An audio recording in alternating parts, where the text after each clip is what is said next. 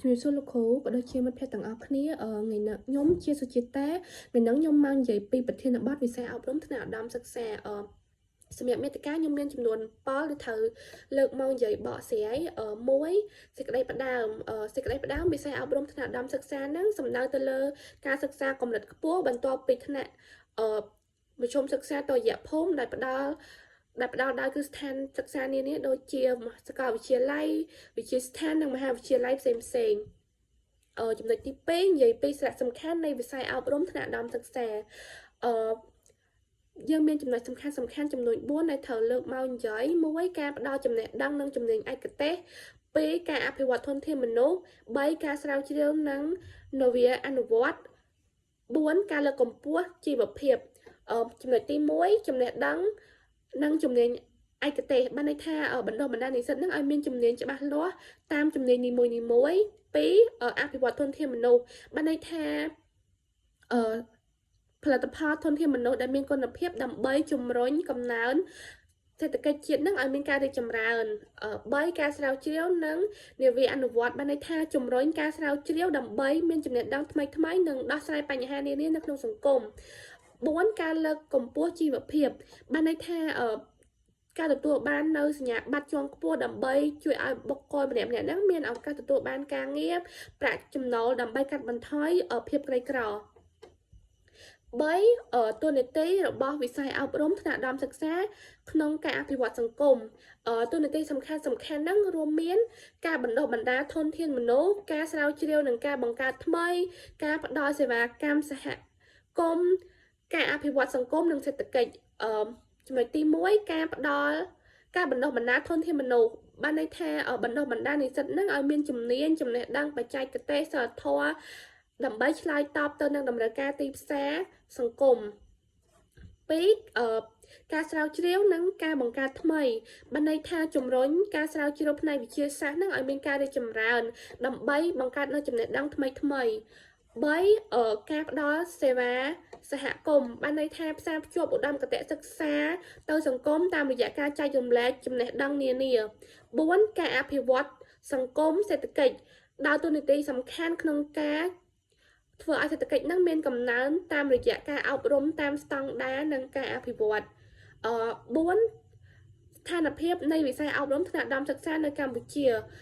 កន្លែងនេះយើងចង់និយាយចំណុចសំខាន់នៃស្ថានភាពបច្ចុប្បន្នរួមមាន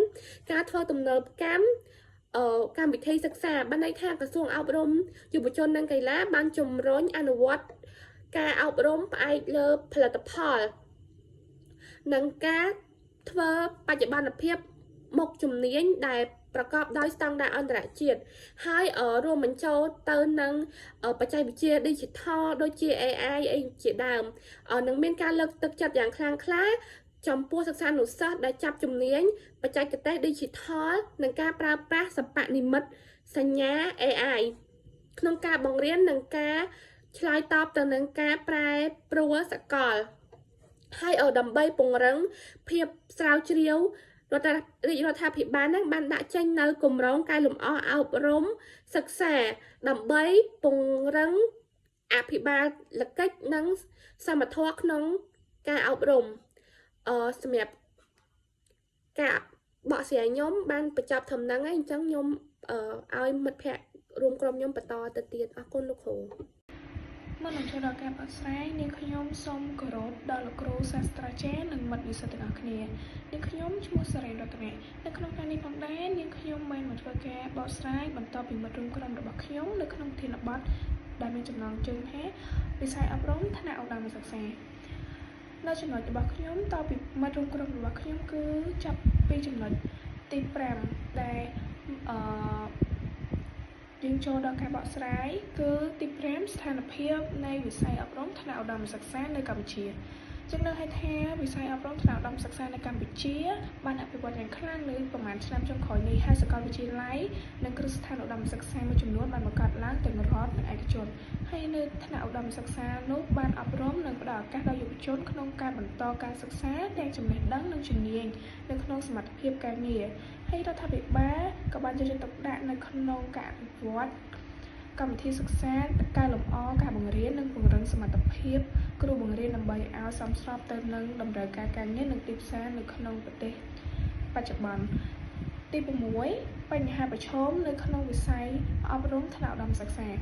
បើទោះបីជាវិស័យនេះបានរីកចម្រើនយ៉ាងណាក៏ដោយក៏នៅតែមានបញ្ហាប្រឈមមួយចំនួនដូចជាគុណភាពអប់រំមិនស្មើគ្នាតាមគ្រឹះស្ថាននីមួយៗតែងតែមានភាពកង្វះខាតកង្វះធនធានមនុស្សដែលមានជំនាញខ្ពស់និងបទពិសោធន៍កង្វះសម្ភារៈសិក្សានិងបច្ចេកវិទ្យាទំនើបការស្រាវជ្រាវវិទ្យាសាស្ត្រនៅមានកម្រិតទាបហើយការផ្សារភ្ជាប់រវាងការអប់រំនិងតម្រូវការទីផ្សារនៅមិនទាន់បានល្អនៅឡើយទេទី7ដំណោះស្រាយនិងយុទ្ធសាស្ត្រអភិវឌ្ឍវិស័យអប់រំនៅក្នុងថ្នាក់ឧត្តមសិក្សានៅការអភិវឌ្ឍនេះយើងនឹងថាថ្នាក់ឧត្តមសិក្សាបានអភិវឌ្ឍឲ្យកាន់តែប្រសើរឡើងដែលមានវិធានការមួយចំនួនដូចជាពង្រឹងគុណភាពគ្រូបង្រៀននិងបណ្ដុះបណ្ដាលគុណភាពគ្រូកែលម្អកម្មវិធីសិក្សានិងសមស្របទៅតាមតម្រូវការទីផ្សារការងារហើយលើសពីនោះផងដែរការលើកកម្ពស់នៅការស្រាវជ្រាវនិងនិវានុវត្តន៍ការពង្រឹងសហការជាមួយនឹងសាកលវិទ្យាល័យអន្តរជាតិផ្ដល់ឱកាសការងារនិងផ្ដល់ឱកាសការសិក្សានិងអាហារូបករណ៍ជាច្រើនសម្រាប់និស្សិតផងដែរដើម្បីឲ្យនិស្សិតយើងមានឱកាសការងារច្រើនទាំងបទពិសោធន៍ទាំងការងារដើម្បីមានការអភិវឌ្ឍខ្លួនឈានទៅមុខបានខ្ពស់មិនថាទីតាំងណាមិនថាទីកន្លែងណាក៏ដោយគឺអាចផ្ដល់ឱកាសការងារដល់និស្សិតគ្រប់គ្រឹះស្ថានទាំងអស់នៅក្នុងប្រទេសដើម្បីឲ្យឈានដល់ការអភិវឌ្ឍសមត្ថភាពពង្រឹងសមត្ថភាពនិងយុទ្ធសាស្ត្រនៅក្នុងការសិក្សាជាពិសេសគឺនៅថ្នាក់ឧត្តមសិក្សានេះតែម្ដងចូលមកដល់ចំណុចទី8សេចក្តីសន្និដ្ឋានសរុបមកយើងនឹងឃើញថាវិស័យអប់រំថ្នាក់ឧត្តមសិក្សាមួយចំនួនបានដើរតួនាទីយ៉ាងសំខាន់នៅក្នុងការអភិវឌ្ឍទាំងធនធានមនុស្សនិងការអភិវឌ្ឍសេដ្ឋកិច្ចសង្គមបើទោះបីជាមានបញ្ហាប្រឈមមួយចំនួនក៏ដោយក៏ប៉ុន្តែការខិតខំប្រឹងប្រែងរបស់រដ្ឋាភិបាលគ្រឹះស្ថានអប់រំនិងសង្គមទាំងមូលនៅវិស័យនេះបានអភិវឌ្ឍទៅមុខបានយ៉ាងរលូនទៅយ៉ាងប្រសើរនិងជួយលើកកម្ពស់ដល់ការអភិវឌ្ឍប្រទេសកម្ពុជានាថ្ងៃអនាគតផងដែរចំណុចរបស់នាងខ្ញុំបានបញ្ចប់អរគុណដល់លោកគ្រូសាស្ត្រាចារ្យនិងមិត្តនិស្សិតទាំងអស់គ្នាដែលបានស្ដាប់ហើយក៏សូមខន្តីអភ័យទោសបើសិនជាក្រុមរបស់ខ្ញុំមានកំហុសខុសឆ្គងត្រង់ណាឬក៏ខុសនៅប្រការណាមួយ